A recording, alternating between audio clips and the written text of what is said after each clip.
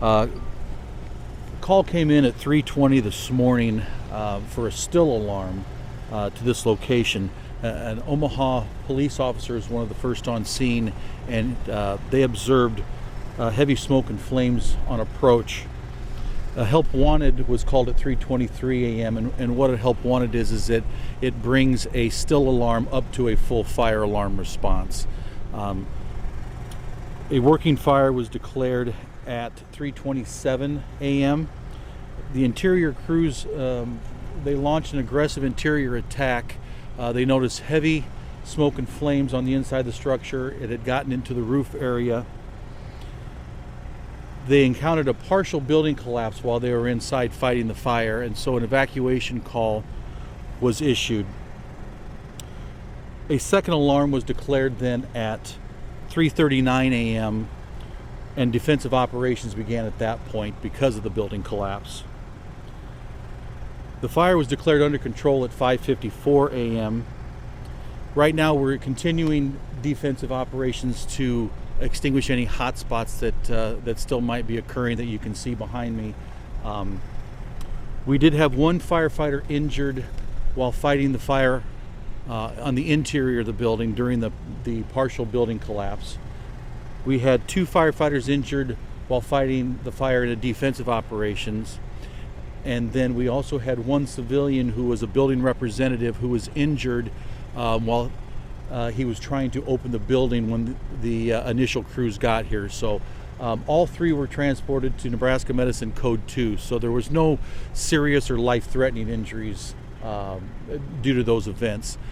Right now what we're doing is once we get the hot spots extinguished, we will start our cleanup process and our demobilization process, and then fire investigators will take over to determine the origin and cause of the fire. The more details will come as that becomes available, but I'll be happy to answer any questions. Are you saying 4 people injured then? 3 firefighters and an employee? That's correct.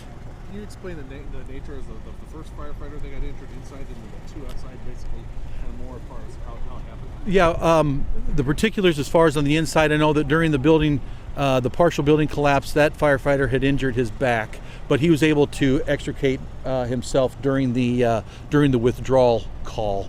The other 2 firefighters were on the outside, and we believe it was a slip and fall injury for those 2.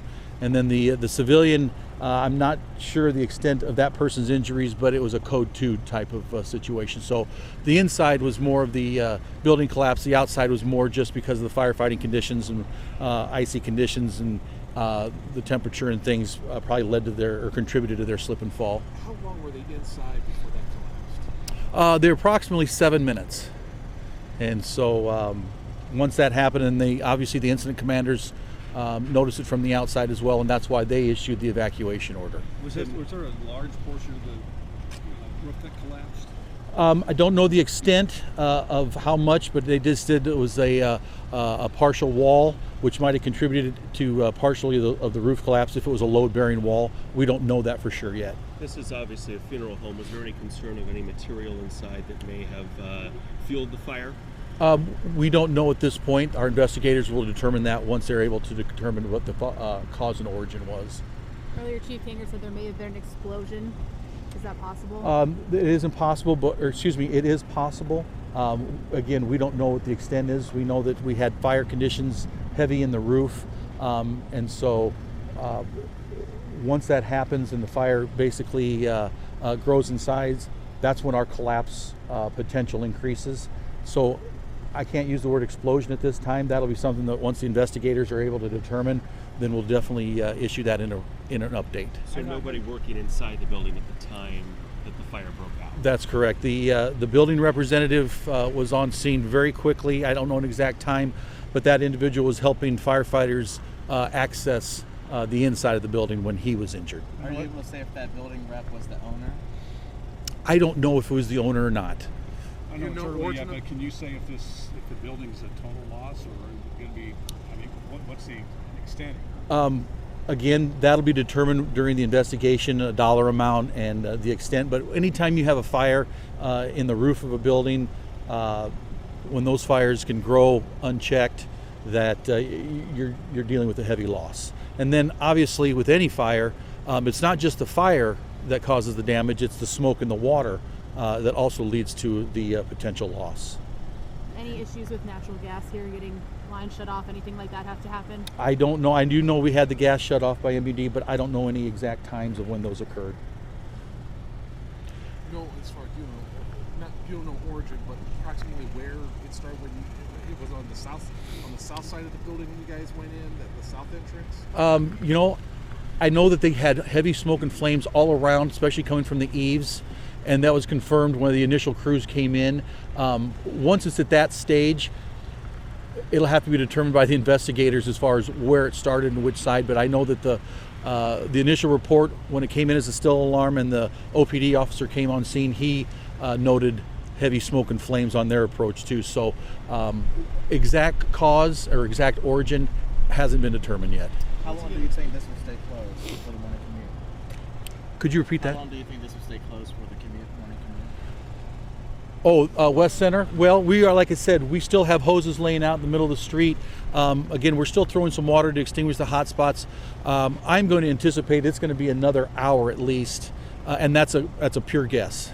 Obviously, when you hear building collapse, firefighters inside, there's always the potential for disaster, and you guys averted that here today. I mean, can you just talk about that event and how fortunate the department is in this response? Absolutely. Anytime that we can leave a fire scene with minor injuries, and I'm going to classify those today as minor because they were code 2.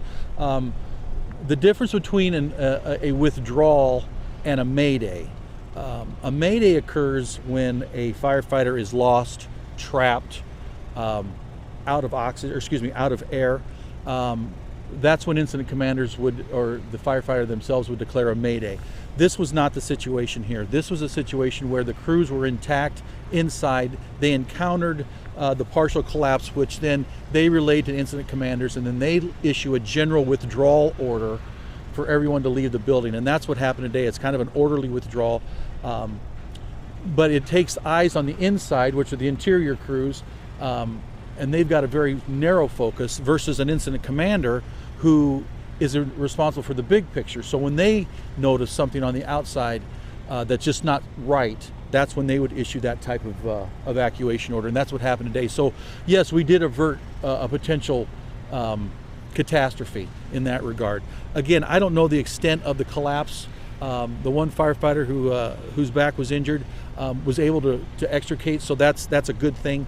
We did not have to send in any rapid intervention crews to help extricate. It was done in a orderly fashion. That was a wall you said that collapsed? We believe it was a partial wall, but then also maybe partial ceiling if that was a load-bearing wall, and that's something we'll have to determine. Is that when you decide when that collapse happened to go defensive?